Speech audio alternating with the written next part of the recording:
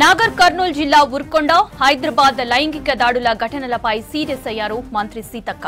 Women safety wing DG Shikha Goyal, Hyderabad Rachakonda police కమిషనర్లు, మహిళా శిశు సంక్షేమ శాఖ డైరెక్టర్ కాంతి వెస్లీలతో ఫోన్లో మాట్లాడారు.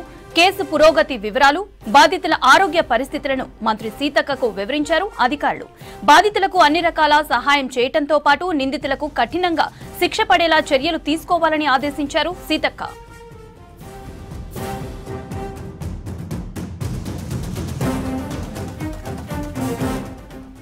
నాగర్ కర్నూల్ జిల్లా ఊరుకొండపేట హైదరాబాద్ లైంగిక దాడుల నిందితులను కఠినంగా శిక్షిస్తామన్నారు మంత్రి సీతక్క.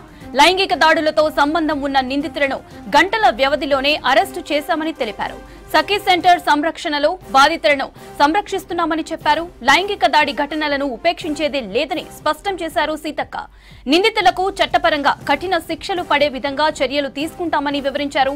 లైంగిక దాడి ఘటనకు మత్తు పదార్థాలు కారణమని భావిస్తున్నామన్నారు. మత్తు పదార్థాల కట్టడి కోసం తమ ప్రభుత్వం పనిచేస్తోందని చెప్పారు. మరోసారి ఇలాంటి ఘటనలు పునరావృతం కాకుండా కఠిన చర్యలు తీసుకుంటామన్నారు మంత్రి సీతక్క.